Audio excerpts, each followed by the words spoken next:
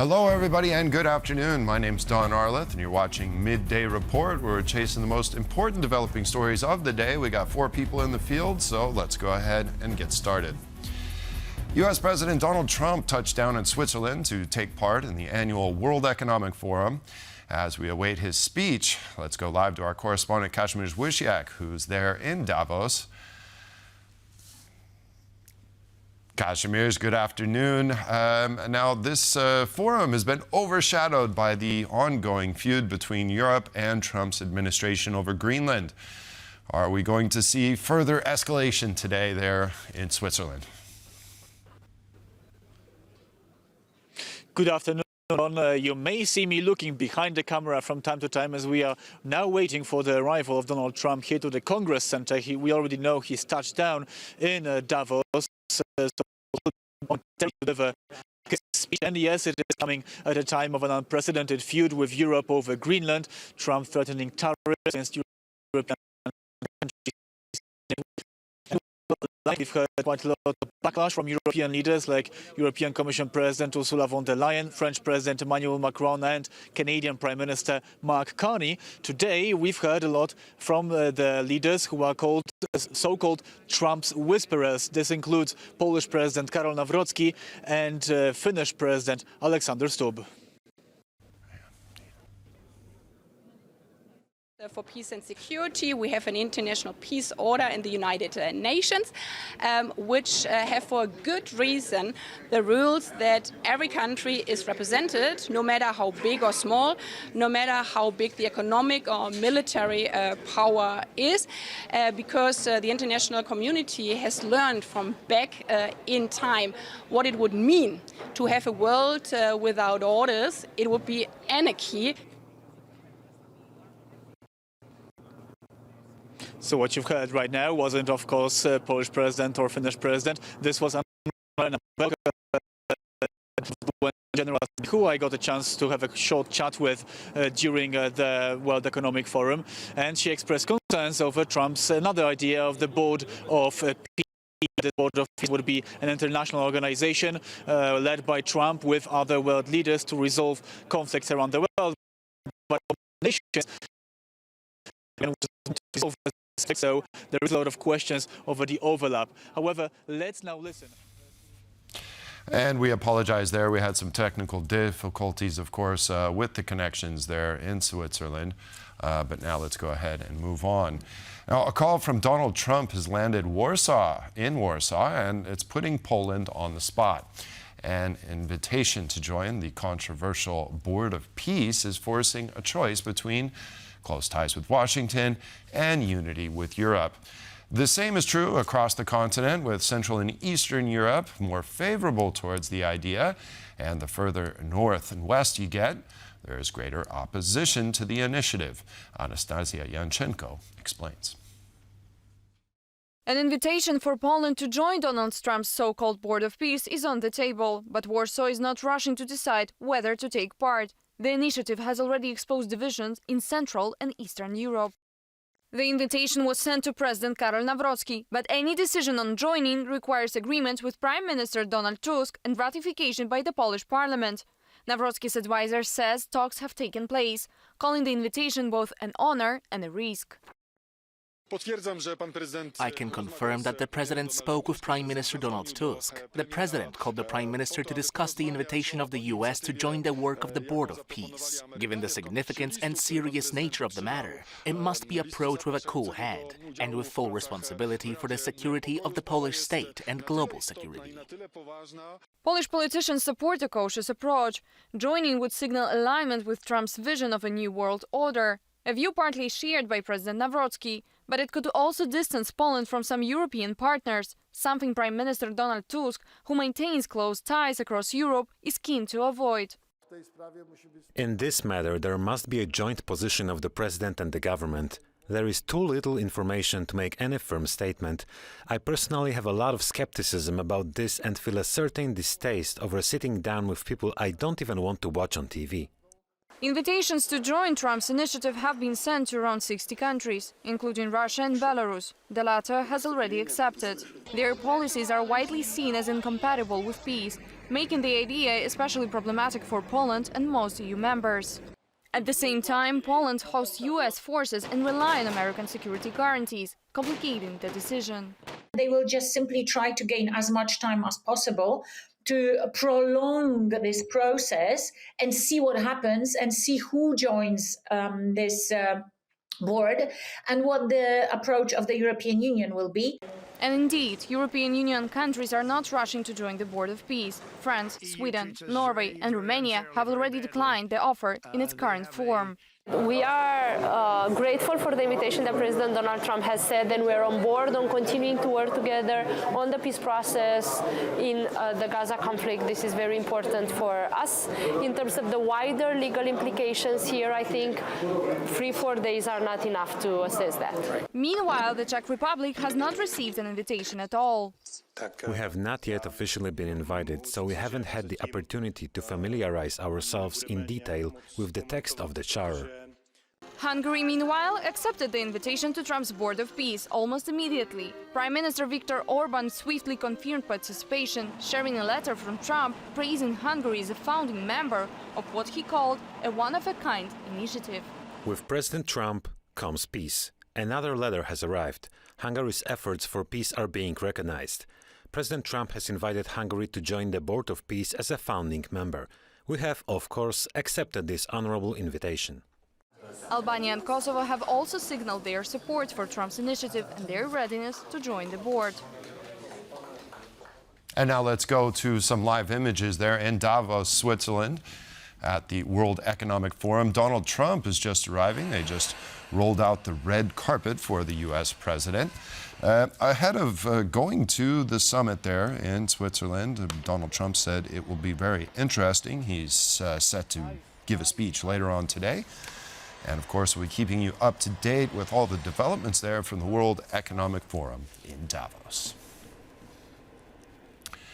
The European Union's trade deal with Mercosur, 25 years in the making, will be delayed once again.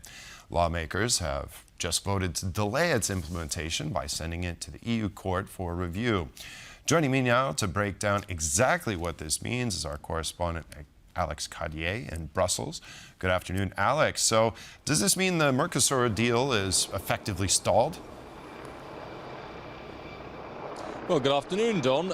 Yes and no. This is often the way with European legislative processes because this decision by the European Parliament, a very tight vote in that European Parliament in Strasbourg, means that the Court of Justice of the European Union has to review the Mercosur agreement to make sure that it is compliant with EU treaties, with the EU laws. I can go into some of the technical detail as to why the MEPs were concerned, but particularly the fact that only the trade aspect of the Mercosur deal was put in front of the Parliament and was put in front of the member states for approval. Those MEPs think that that may not be legal. Now, to your question, does that mean it's delayed? Because the court, to make this kind of decision, to look at this kind of file, can take 1 up to 2 years.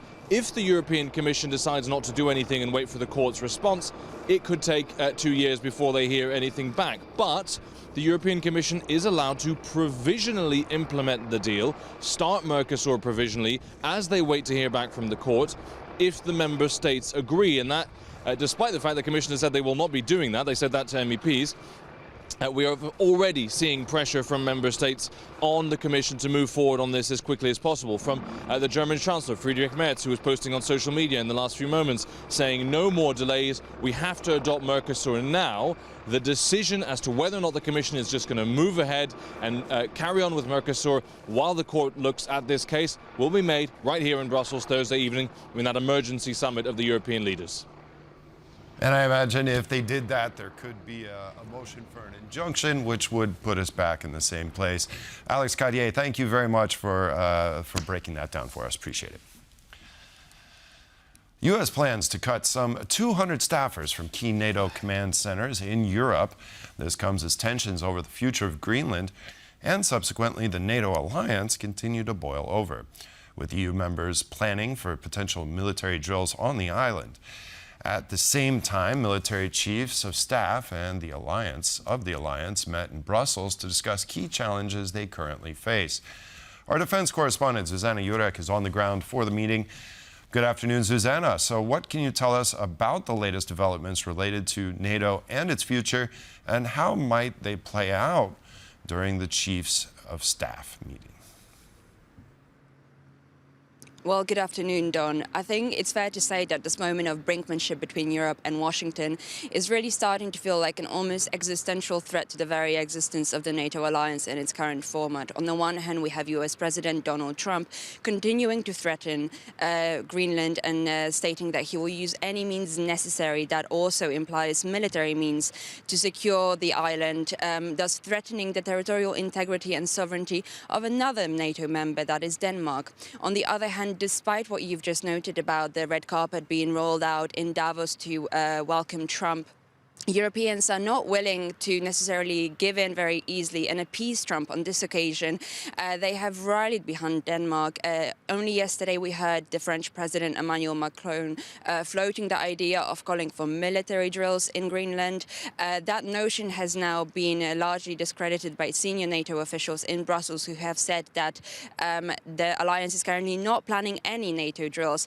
Nonetheless, the US is also continuing this tit-for-tat, saying that, as you mentioned, using its old scare tactics of threatening to, limit its military presence on the old continent, saying that some 200 military staffers will be removed from these key command centers across the continent. And all of this forms the background of today's meetings of the military chiefs of staff, that is the generals of the general command of each of the armies of the allied nations.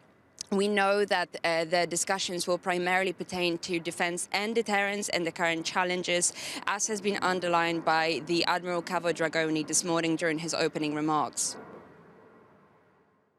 We will then hear a secure assessment of readiness, deterrence and defense, because deterrence comprises real forces, real plans and real resolve. Right after, it will be the SACTI turns to present his views on the future, including how we are speeding up the delivery of key capabilities, so our forces stay ready for today's threats and tomorrow's. Now, we don't necessarily know what all of these discussions will pertain to. However, these final words about planning for future challenges suggest that potentially some contingency planning, some discussions about the future shape of the NATO alliance might also not be off the table for today and tomorrow's meetings. We will continue bringing you the latest updates as they unfold, but for now, it's back to you in the studio, Don. All right, thank you very much for that. Zuzana Jurek reporting there from NATO headquarters in Brussels. Moving on now, Kyiv is emptying as winter and war collide after relentless Russian strikes crippled power and heating. Mayor Vitaly Klitschko says 600,000 residents have so far fled the capital this January. Now let's go to our correspondent Oz Chatterjee, who's in Kyiv with the latest. Good afternoon, Oz. So Mayor Klitschko has said that Kyiv is on the brink of a humanitarian catastrophe due to the constant attacks and the deplorable state of critical infrastructure. So what more can you tell us about the situation there? Well, things were already heading in a bad direction at the start of the month, with Mayor Klitschko saying on the 9th of January, recommending that residents of Kyiv flee the city temporarily while the power situation was critical. And we have seen multiple Russian attacks on Ukrainian energy infrastructure since January the 9th, with Mayor Klitschko now saying more than 600,000 people have fled the city temporarily. Here's what the mayor had to say. Before last attack, the population in our hometown was 3.6 million people. 600 people leave the city. Not everyone have a chance to leave the city, but right now the population is reduced. 600 people? Around 600,000. So really, really staggering numbers of people leaving Kyiv, as the situation here, it can quite rightly be described as a humanitarian crisis. President Zelensky speaking today, saying that 60% of residents of Kyiv are still without power. Many are also left without running water and without central heating. So with the temperatures that have been around -15 for the past 2 weeks or so, have really, really been struggling, despite the government setting up these tented camps around the city, trying to provide heating and shelter for people. So a very difficult situation that the Ukrainians are going through. It's still a state of emergency applied across the country regarding the power situation. However, mercifully, the temperature has risen a bit today, reaching -6. So it does feel slightly warmer than it has done over the past 2 weeks. But again, the situation is very bad. We understand that some houses, even the toilet water has frozen. So in situations like this, it has become unlivable for certain residents of Kyiv who have chosen now to head west, to head away from the bombardment and to find warmth and shelter in other parts of Ukraine. The question will be, as President Zelensky said in his statement today, that their repair crews are working around the clock to restore that capacity. Well, the Ukrainian intelligence also has information that Russia is still planning more attacks on Ukrainian energy infrastructure. So the question will be not just how quickly can Ukraine restore that capacity to bring back power to these people living in these horrible situation, but can they do so while also under continuous bombardment by Russia?